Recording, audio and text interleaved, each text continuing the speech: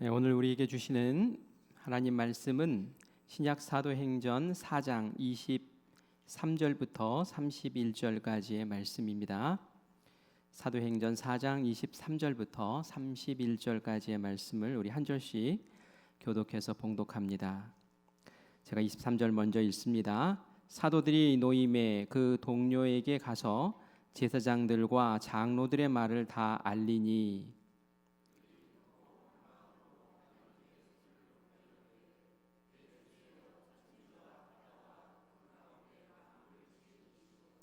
또 주의 종 우리 조상 다윗의 입을 통하여 성령으로 말씀하시기를 어찌하여 열방이 분노하며 족속들이 허사를 경영하였는고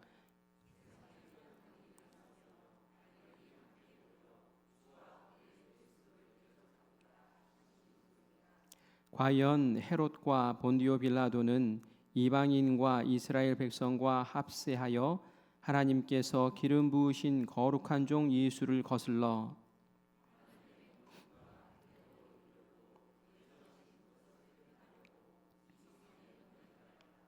주여 이제도 그들의 위협함을 굽어보시옵고 또 종들로 하여금 담대히 하나님의 말씀을 전하게 하여 주시오며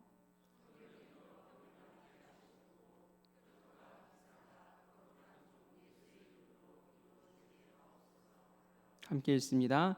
빌기를 다함에 모인 곳이 진동하더니 무리가 다 성령이 충만하여 담대히 하나님의 말씀을 전하니라.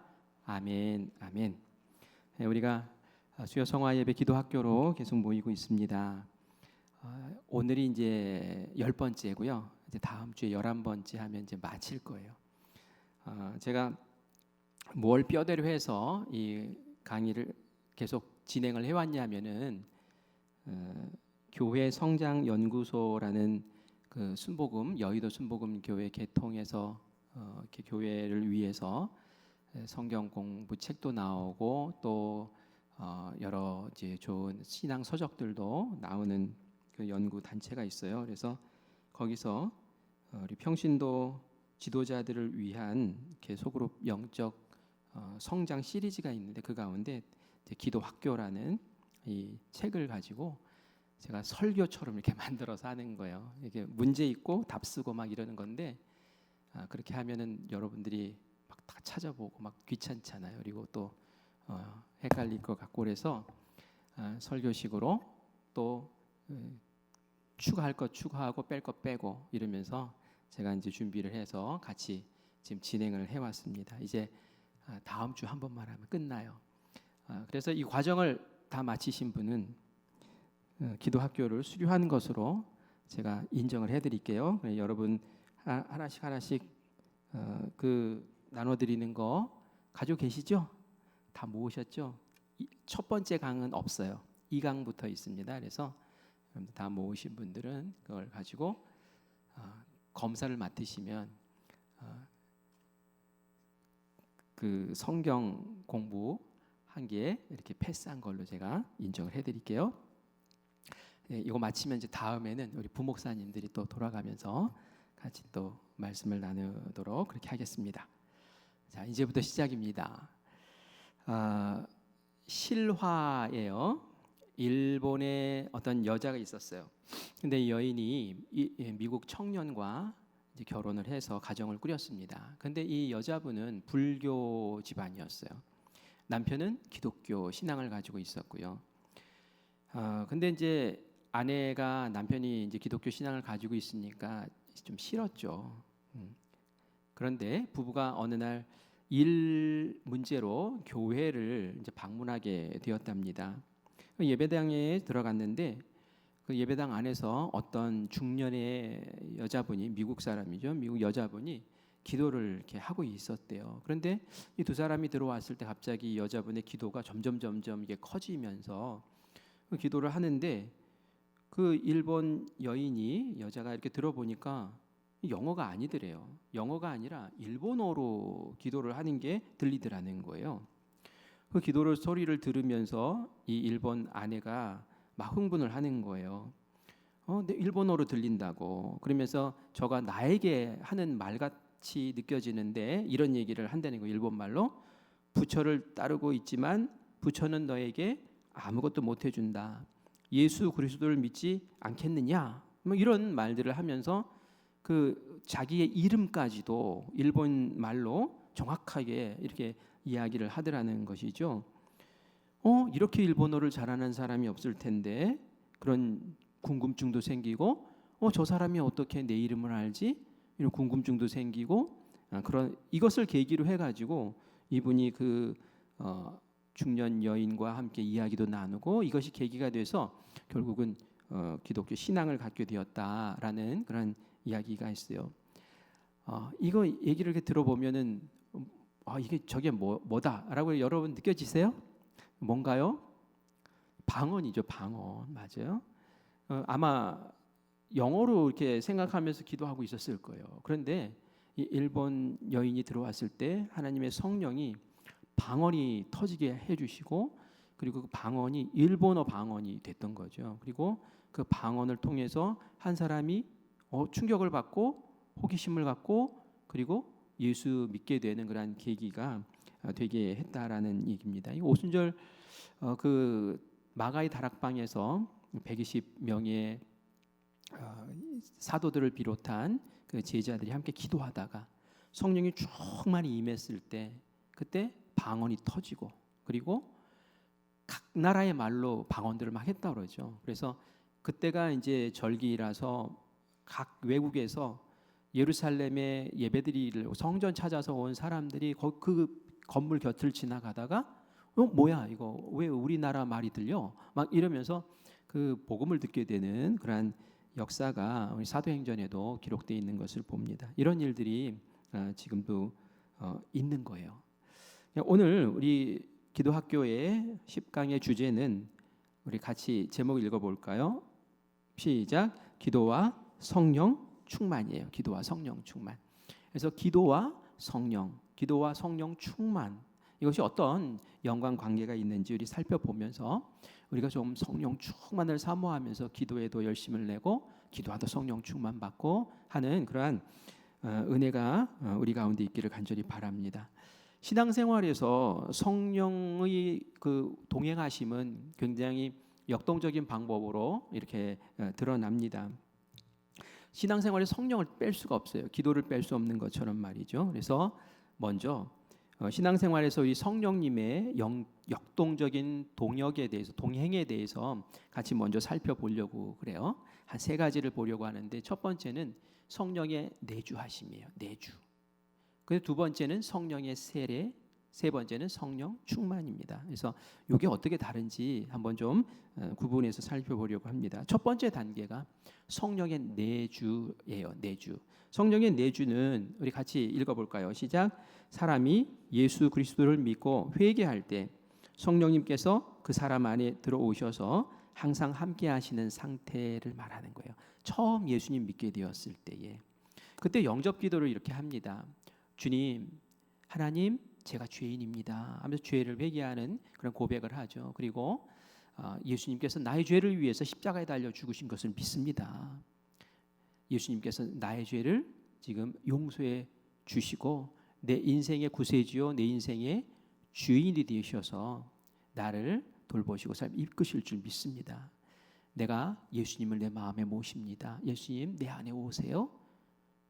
나와 함께 해주세요. 이렇게 영접 기도를 하면 이게 영접이라는 게 맞아들인다는 거잖아요. 그러면은 그 기도를 예수님이 들으시고 그래 내가 네 죄를 용서하고 너를 정결하게 하마. 넌 이제 거룩해. 너는 이젠 죄인이 아니야. 네 죄를 나에게 회개했으니 내가 그 용서하마. 그리고 깨끗해진 네 심령 가운데 내가 영으로 함께 할게 하고 우리의 심령 안에 우리의 마음에 예수님의 성령이 함께 이제 들어오셔서 나와 함께하는 역사가 이제 시작이 되는 거예요. 이게 첫 단계죠. 구원의 첫 단계, 그렇죠? 로마서 8장 9절 말씀을 우리 같이 읽어보겠습니다. 시작. 누구든지 그리스도의 영이 없으면 그리스도의 사람이 아니니라. 내가 그리스도의 사람이고 그리스도인이다라고 얘기하면 내 안에는 성령님이 계시는 거예요. 성령님이 계시기 때문에 내가 예수님을 그 2000년 전에 계셨던 그 예수님을 나의 구주로 내가 믿게 되는 거죠. 세상에 믿지 못하는 사람들이 얼마나 많습니까? 나 제발 좀 나 좀 믿게 좀 해달라고 그렇게 말하는 사람도 많아요. 그런데 성령님이 계셔서 믿어지게 해야지 믿게 되는 거지. 내 머리를 아무리 계산해도 잘 믿어지지가 않죠. 하나님의 영이 내 안에 계시기 때문에 믿는 거예요. 성령님이 내 안에 계십니다. 이걸 내주라고 얘기를 하는 거예요. 고린도전서 3장 16절도 같이 읽겠습니다. 시작. 너희가 하나님의 성전인 것과 하나님의 성령이 너희 안에 거하시는 것을 알지 못하느냐. 너희 안에 하나님의 성령이 거하신다라고 그렇게 말씀하지요. 성령님이 내 안에 내주하시는 것, 이것이 구원의 기초이고요. 성령님의 세례, 성령 충만으로 나아가는 그 첫 단계예요. 이 자리에 계신 분들은 나 예수님 믿습니다 한다면 성령님이 내 안에 내주하시는 줄 믿습니다. 눈에 보이지는 않지만 내가 그것을 고백하면서 내가 예수님 믿는 것을 내가 확신하면서 성령님이 내 안에 계시다라는 것을 내가 확인할 수 있는 거예요. 자, 이제 두 번째로 갈게요. 성령의 세례입니다. 성경에 성령의 세례라는 게 나오나요? 성경이 나와요. 성령 세례. 성령 세례라는 표현이나 성령 충만이라는 단어도 있고요. 성령 세례도 있어요. 도대체 성령 세례는 뭘까? 우리가 세례 받잖아요. 예수님 믿고 이제 세례를 받는데 그것처럼 성령님이 확 임하시는 걸 얘기를 하는 걸까? 잘 이제 헷갈려요. 잘 모르겠어요. 우리 성령 세례 무슨 뜻인지 우리 같이 읽겠습니다. 시작. 성령의 세례는 예수님께서 제자들에게 약속하신 성령의 능력을 부어주심, 성령에 의해 하나님의 공동체의 연합이 이루어지고 사명을 위한 능력을 받는 경험을 말합니다. 성령이 내 안에 계셔요. 예수님 믿는 그 순간부터 이미 성령님이 계세요. 성령 세례라는 것은 내가 어떤 능력을, 영적인 능력을 드러낼 수 있도록 하나님께서 성령의 능력을 팍 부어주시는 것을 얘기해요. 이 성령이 임하시면 공동체의 연합이 이루어지고요. 그리고 그 안에 능력이 이제 드러나기 시작하는 거예요. 구원과 동시에 이 성령의 세례가 임해서 구원받는 즉시 막 능력을 드러내는 경우도 있어요. 그러나 보통은 예수님 믿고 그리고 나서 어느 때가 되었을 때에 하나님께서 부어주시는 성령의 세례를 받아서 능력이 생겨나서 그 능력을 베푸는 그러한 경우들도 많이 있습니다. 우리 사도행전 1장 5절 말씀 같이 읽겠습니다. 같이 읽습니다. 요한은 물로 세례를 베풀었으나 너희는 몇 날이 못 되어 성령으로 세례를 받으리라 라고 이렇게 말씀하고 계세요. 성령으로 세례를 받는 날이 있을 거야. 고린도전서 12장 13절 말씀도 같이 읽겠습니다. 우리가 유대인이나 헬라인이나 종이나 자유인이나 다 한 성령으로 세례를 받아 한 몸이 되었고, 성령 세례를 받아서 연합, 한 몸이 되고 연합 일치되는 그러한 역사가 일어난다는 거죠. 그래서 이 성령 세례는 하나님의 사명을 감당할 수 있도록 능력을 베풀어 주시는 거예요. 우리가 이제 사명 직분을 받는다든지 사역을 맡게 된다든지 그러면 겁부터 나잖아요. 아, 이거 내가 할 수 있을까? 내가 이걸 어떻게 앞에 서서 지도를 할 수 있을까? 그런데 성령의 세례를 받으면 이제 그런 능력들이 지도력이 생기고 또 이끌어 나갈 수 있는, 감당할 수 있는 능력도 주시죠. 그래서 모세도 저 못해요 했지만 하나님이 함께 하시면서 늘 다 하게 만들어 주시잖아요. 이게 이제 성령 이제 세례라는 것이 이제 그런 거라는 거예요. 그래서 내주, 성령의 내주와 좀 구별되는 부분이 있다면 좀 성령 세례는 사역 중심, 그죠? 사역을 감당할 수 있도록 능력을 체험할 수 있도록 그렇게 해 주시는 거죠. 그리고 이것이 이제 성령 충만으로 이어지는 거예요. 자, 우리 이제 세 번째 단계 이제 성령 충만을 볼게요. 성령 충만 우리 같이 또 읽어 보겠습니다. 성령 충만은 일회적인 사건이 아니라 매일의 삶 속에서 반복적으로 경험되는 상태. 성령께 순종하고 그분의 인도하심에 따르면 말씀과 기도로 지속적으로 채워지는 삶의 상태입니다. 그래서 성령 세례 받으면 막 능력이 생기고 그리고 그것이 그런데 성령 세례 받는 순간 일시적으로만 주어졌다가 또 소멸돼 버리면은 이제 그 성령 세례 받았다 하고 끝나는 거예요. 성령은 내주하시죠. 성령님 늘 계셔요. 그런데 이제 성령의 능력이 드러나는 경우에만 얘기를 하는 거죠. 그런데 성령 충만은 뭐예요? 그 성령의 세례의 체험의 그 능력의 그것이 계속 가는 거예요. 계속 이어지는 거예요.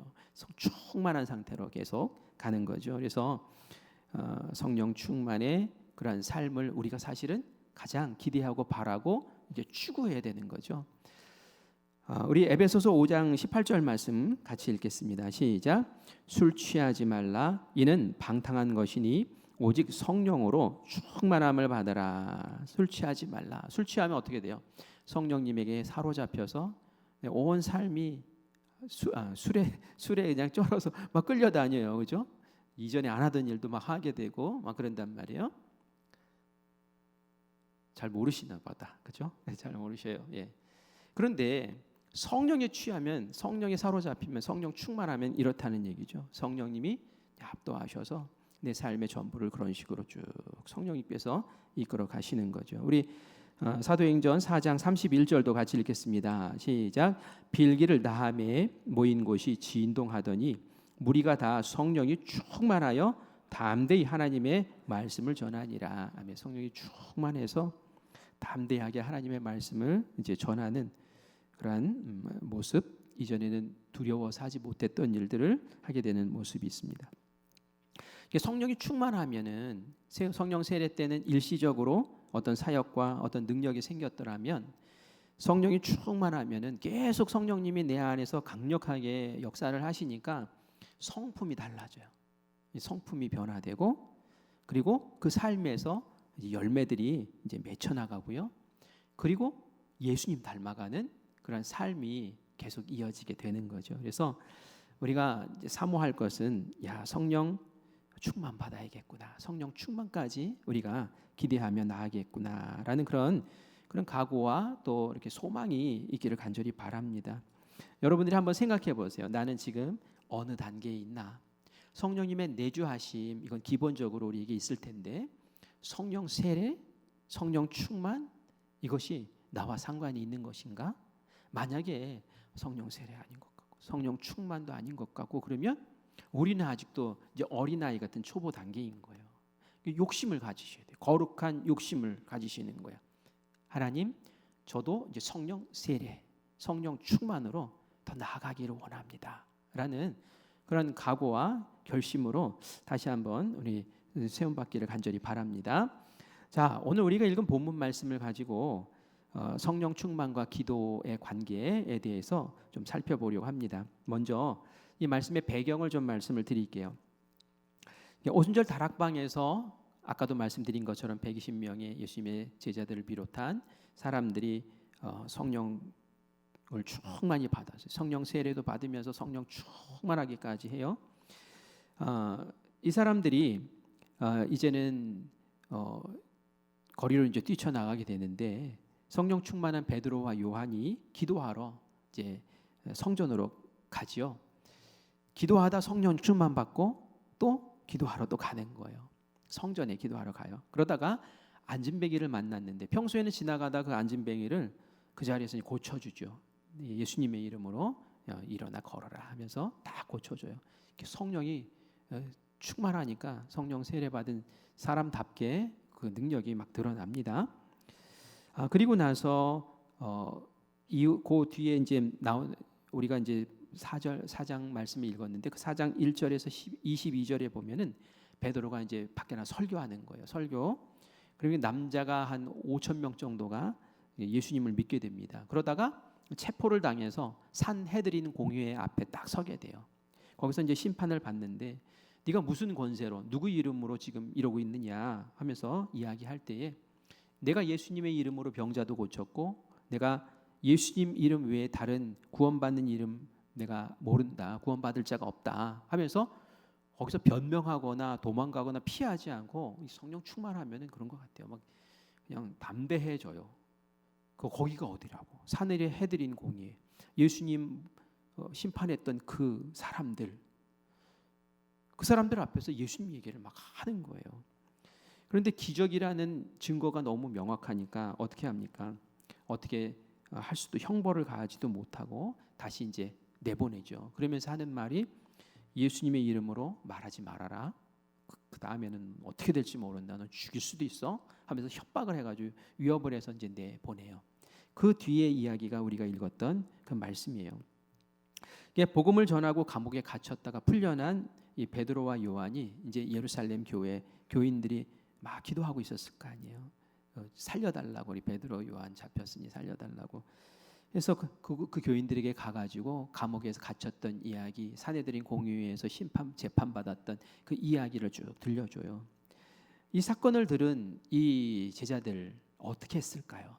우리 오늘 읽은 말씀에 보니까 이 사람들이 그 보고를 듣고 그 이야기를 듣고 했던 것은 즉시 기도하는 거였어요. 기도해요. 우리 24절 말씀 읽었지만 다시 한번 읽어볼게요. 시작.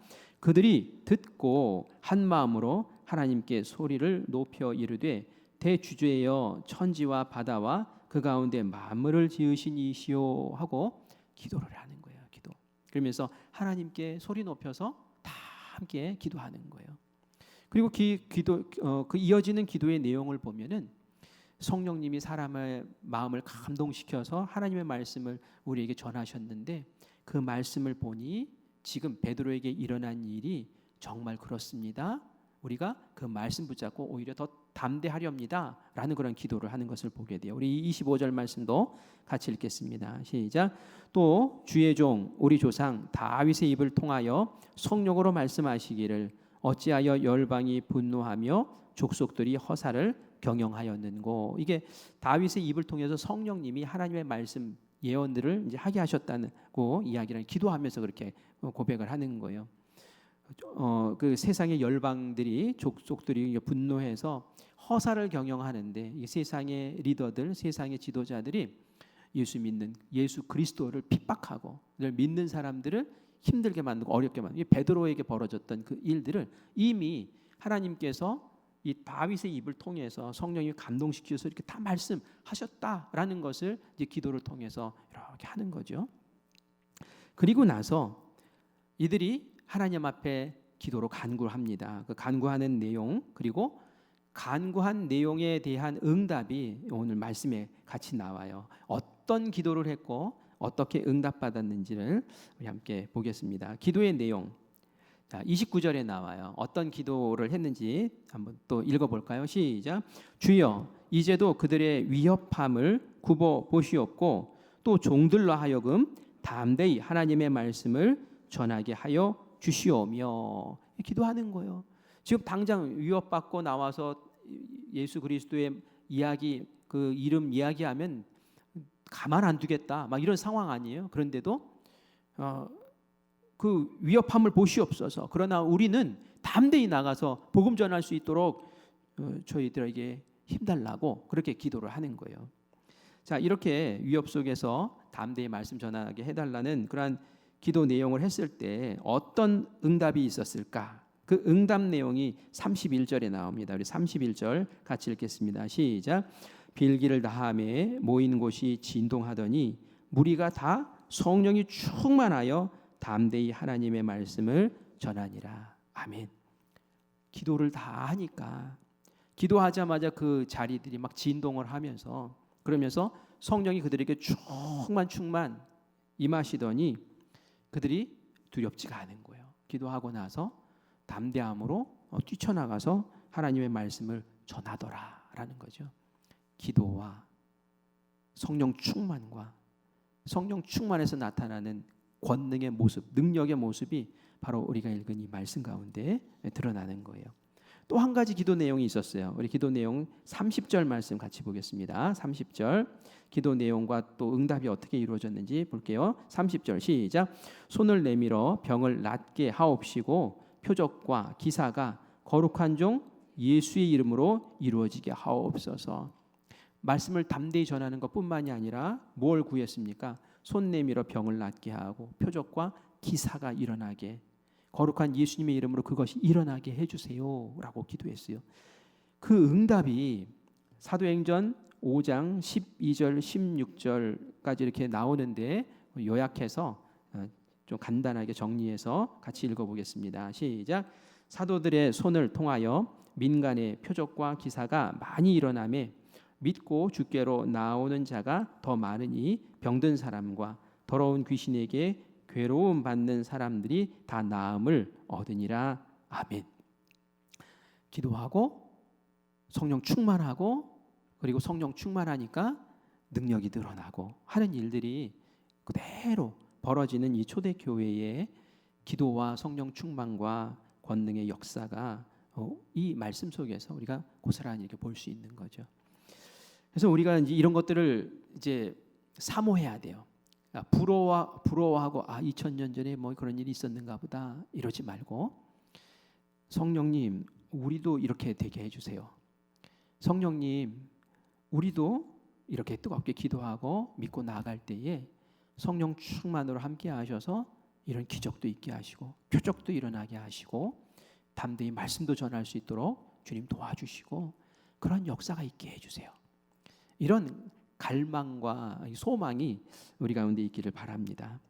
자, 그러면 성령 충만을 위해서 우리가 이제 실질적으로 어떻게 기도하면 좋을지 이제 실전적인 지침을 같이 보도록 할게요.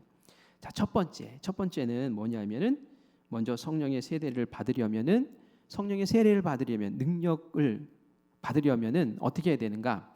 이제 1번 뭐라고 되어 있습니까? 회개 시작. 회개하고 죄 사함을 받아야 한다. 제일 먼저 해야 될 게 깨끗해야 돼요. 우리 안에 정결함이 있어야 돼요. 내가 죄를 가지고 있고 내 안에 하나님 앞에 찜찜한데 회개하지 않은 게 있으면 성령님이 역사하지 않으세요. 그거는 굉장히 공통적인 것 같아요. 우리가 새벽 기도회 때도 그 민수기 말씀을 보면서 레위인, 특별히 성막에서 일하는 레위인들을 이렇게 공적으로 세워주는 그런 장면이 나오는데 가장 먼저 한 게 뭐냐면은 정결하게 만드는 거예요. 그들을 정결하게 만드는 거예요. 정결하게 만든 물을 뿌리고 삭도로 온 몸의 털을 다 깎아버려요. 머리털, 뭐 눈썹, 뭐 다 머리. 그리고 그들을 입었던 옷을 깨끗하게 더 빨고 그런 일들을 하고 또 하나님 앞에 제물을 드리면서 우리 죄를 깨끗하게 씻는. 그리고 나서 이제 레위인으로 이제 사역할 수 있게 하나님 일을 할 수 있게 하더라고요. 그 정결함이 굉장히 중요해요. 회개하는 부분. 회개가 이게 부담스럽고 또 뭐 불쾌하고 우울하게 만드는 단어가 아니에요. 회개는 하나님께 나아가는 첫 걸음이에요. 믿음도 십자가의 구원도 우리 회개하였을 때 그 다음에 주어지는 거지. 회개도 안 하고 뭐 나를 구원해 주시옵소서 이 말도 안 되는 얘기죠. 그래서 회개해야 돼요. 우리 사도행전 2장 38절 같이 읽겠습니다. 베드로가 이르되 너희가 회개하여 각각 예수 그리스도의 이름으로 세례를 받고 죄 사함을 받으라. 그리하면 성령의 선물을 받으리니. 성령의 역사하심은 회개하고 죄 사함 받았을 때 일어난다는 걸 우리한테 다시 한번 알려주죠. 자, 그 다음 단계가 있어요. 그 다음에 뭐 해야 될까요? 우리 2번 같이 읽습니다. 시작. 하나님의 말씀을 믿고 받아들여야 합니다. 성령 그런 게 어디 있어? 성령이 무슨 역사? 그게 되겠어? 이런 사람들에게는 없어요. 성령의 능력이고 성령의 뭐 세례고 뭐 없어요. 믿어야 돼요. 확실히. 우리 야고보서 1장 6절과 7절 말씀 같이 읽습니다. 시작. 오직 믿음으로 구하고 조금도 의심하지 말라. 의심하는 자는 마치 바람에 요동하는 바다 물결 같으니 이런 사람은 무엇이든지 주께 얻기를 생각하지 말라. 믿음 없이 뭐 없어요. 그런 사람들은 안 줘요. 하나님이 그 요동하는 그런 마음에는 성령의 충만이고 성령의 세례가 없는 거예요. 믿어야 되는 거예요. 오늘 읽었던 이 성경 말씀처럼 이 시대에도 나를 통해서 역사가 이루어질 줄 믿습니다 하면서 그걸 믿고 붙잡고 사모하는 마음으로 기도해야죠. 그 먼저는 회개하고, 그죠? 자, 그다음 우리 세 번째 우리 같이 또 볼게요. 세 번째 시작. 간절히 사모하고 인내합니다. 사모하고 기도했는데 없어. 그러면 아닌가 보다. 포기, 이게 아니라 정말 신령하고 하나님이 주시기 원하시는 그 선물을 딱 받기 위해서 애써서 기도해요. 오순절 다락방에서 기도했던 우리 성도들 첫날에 오지 않았어요. 열흘 동안 인내하면서 그곳에서 사모하면서 기다리면서 떠나지 않고 매달려서 기도했더니 하나님 정하신 그날에 그 역사가 일어나죠. 우리 누가복음 11장 13절 말씀 같이 읽겠습니다. 너희가 악할지라도 좋은 것을 자식에게 줄 알거든 하물며 너희 하늘 아버지께서 구하는 자에게 성령을 주시지 않겠느냐 하시니라. 아멘. 구하는 자에게 성령을 주시지 않겠냐고. 세상에 악한 사람도 자녀에게는 자기 새끼에게는 그저 좋은 것 주고 싶어 하는데 하나님이 정말 주고 싶어 하는 게 성령이거든요. 성령의 충만이거든요. 그런데 그걸 좀 구해보라는 거예요. 그것 좀 구해봐. 그냥 세상에 뭐 이렇게 사는 거, 뭐 물질, 뭐 이런 거 말고 더 좋은 것 좀 구해봐. 하나님이 주고 싶어 하시는 그것, 성령을 주시지 않겠느냐 하면서 이 말씀을 이제 하시는 거죠. 구하라, 찾아라. 그 앞에 나오는 말씀이 구하라, 찾아라, 두드리라 이런 말씀 나오고요. 그리고 좀 인내해라, 기도하면서 인내해라라는 말씀이 앞에 나오고 그리고 바로 이 말씀이 나오는 거예요. 하나님이 성령을 주시지 않겠느냐고. 그 성령을 받을 때까지 성령의 충만을 그리고 성령의 그 세례가 나를 통해서 막 드러날 때까지 한번 애써보라는 거예요. 그렇게 해보라는 거예요. 중간에서 포기하지 말고. 그래서 이 성령 세례 받는 그런 모습들, 방법들을 우리에게 이렇게 알려줍니다. 이제 마지막으로 성령 충만 유지하는 것에 대해서 이제 우리가 좀 살펴보려고 합니다. 이것도 세 가지가 있는데 이제 성령을 받았어요. 성령이 내 안에 역사하세요. 그러면 이제 어떻게 해야 되는지 우리 1번 같이 읽어보겠습니다. 시작. 죄를 지었을 때에는 즉시 고백하십시오. 제가 딱 떠오르면 아 이거 죄구나 라고 생각되면 즉시 해결하는 거예요. 우리가 하나님으로부터 예수님으로부터 죄사함을 받았어요. 정죄함이 없다고 그래요. 정죄함. 이 정죄함은 판결을 내려서 너 이제 사형이야, 뭐 너 지옥이야 이런 게 없다는 거예요. 그러나 하나님은 우리가 죄 지을 때마다 회개하기를 바라세요. 우리가 의롭다고 인침 받았다고 해서 죄 안 짓는 거 아니잖아요. 하루에도 계속 죄 짓잖아요. 그때마다 씻어내는 거죠. 하나님 앞에 즉시. 우리 요한일서 1장 9절 말씀 같이 읽습니다. 시작. 만일 우리가 우리 죄를 자백하면 그는 미쁘시고 의로우사 우리 죄를 사하시며 우리를 모든 불의에서 깨끗하게 하실 것이요. 죄는 성령님을 근심하게 만들어요. 성령이 충만하실 수가 없는 거예요. 내가 성령 충만했다가 죄 지으면은 성령 충만해서 막 능력을 드러내고 교만해져 버렸어요. 그럼 성령님이 역사하지 않으세요. 성령님이 이렇게 침묵하셔요. 그때는 얼른 깨달아야 되죠. 아, 성령님이 왜 내 안에 충만하시지 않지? 그럴 때는 그럴 수밖에 없는 이유를 성령님이 알게 해주세요. 그러면 그걸 붙잡고 기도하고 회개하고 또 씻어내야죠. 자, 그 다음 두 번째 같이 읽습니다. 시작. 날마다 기도와 말씀 생활에 충실하십시오. 여기서 날마다 중요한 거예요. 날마다 몰아서 이게 아니라 날마다 기도하고 말씀 보고 기도 말씀 봐야 돼요. 에베소서 6장 18절 말씀 같이 읽습니다. 시작.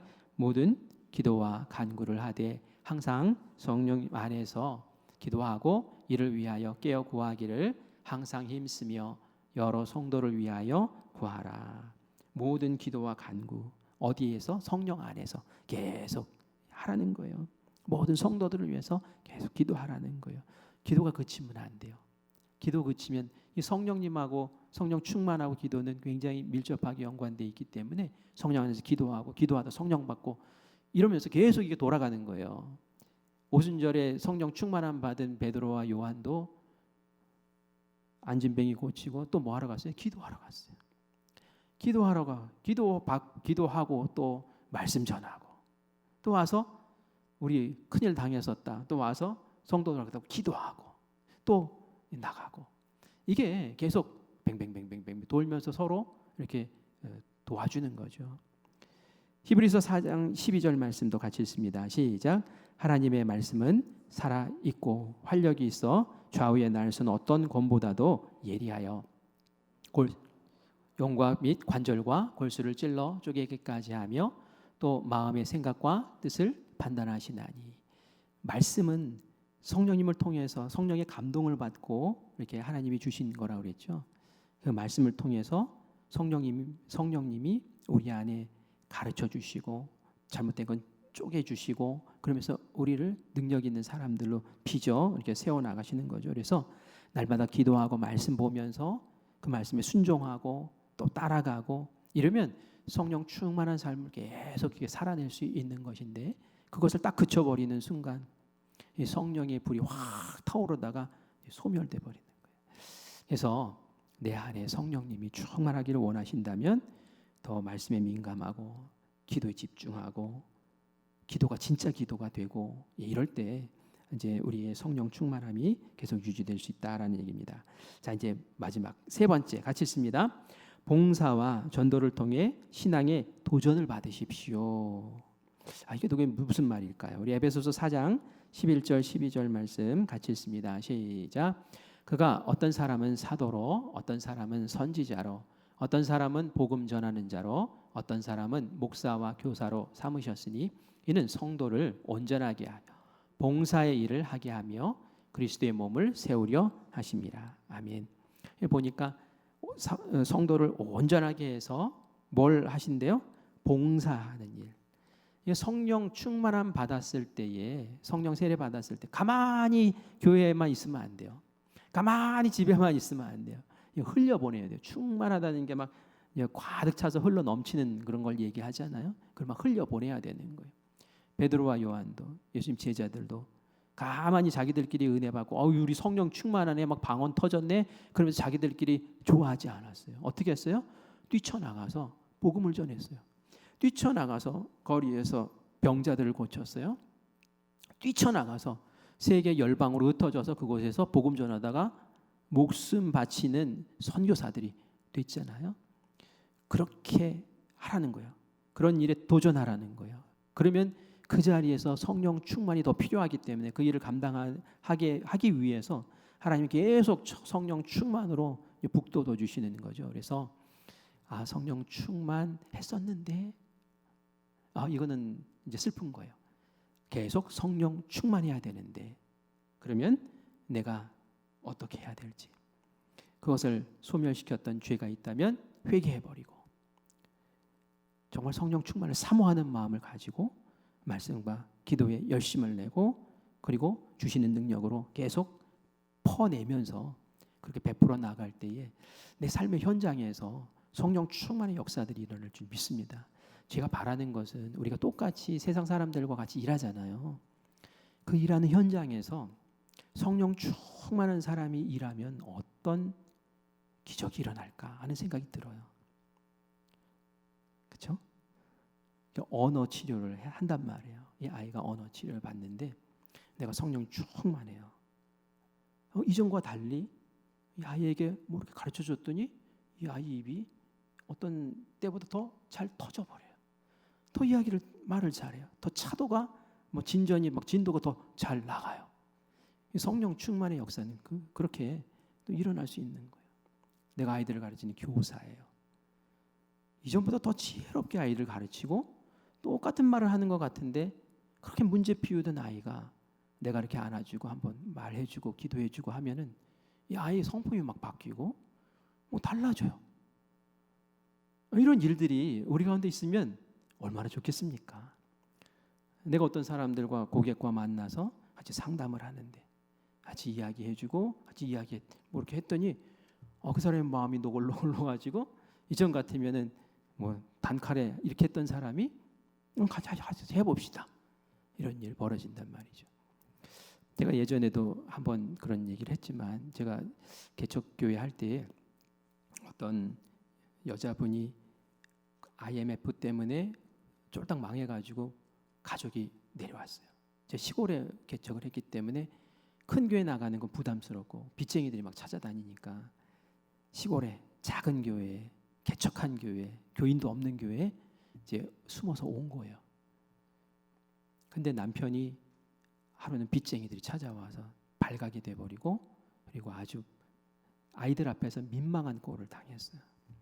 이 아내가 너무 속상해서 늘 기도하는 분이었지만 정말 사생 결단을 하고 기도를 하더라고요. 그냥 기도를 열심히 하더라고요. 예전에는 도망 다녀 피했잖아요. 그런데 그날 밤에 이분에게 성령이 충만히 임하셨나 봐요. 그 다음날 새벽에 새벽 기도를 마치고 목사님 저 기도 한번 해주세요. 기도를 해드렸죠. 뭐 무슨 일 있습니까? 그랬더니 그 이제 있었던 얘기들을 이렇게 또 해주고 제가 그 빚쟁이들 만나러 갑니다. 만나러 가겠다는 거예요. 하나님이 지혜도 주실 거고 용기도 주십니다. 기도해 주세요. 기도해주고 그리고 갔어요. 하루 지나고 왔어요. 근데 말이죠. 그 전에는 막 불을 켜면서 빚 갚으라고 막 그러면서 어디로 도망갔냐고 막 이랬던 사람들이 기다리겠다고, 잘하라고. 그래서 돈도 좀 주고 이거 먹으면 살아야 될 거 아니냐고. 이렇게 해가지고 얼굴이 환해져가지고 돌아왔어요. 그래서 네 알았어요. 야 성령님이 충만하시면 뭐 어떤 하나님의 일을 하는 데 있어서도 능력이 드러나겠으나 일상생활 하는데도 그런 역사들이 나타나는구나. 그런데 그걸 주시기를 원하시고 성령을 선물로 그렇게 주고 싶으셔 하시는데 그거를 모른 척하고 있고 그것에 관심이 없고 그러면은 남 속상하죠. 그래서 우리가 기도하면서 성령 충만하고 성령 충만해서 또 기도하고 하나님 말씀 알고 능력이 생겨서 저 말씀 있잖아요. 기도하다가 성령 충만해서 권능을 받고 어떻게 하라고요? 밖에 나가서 복음도 전하고 영혼 구원하고 그렇게 하는 그러한 멋진 성령 충만한 기도 충만한 우리 신앙인들 되시기를 간절히 바랍니다. 아멘.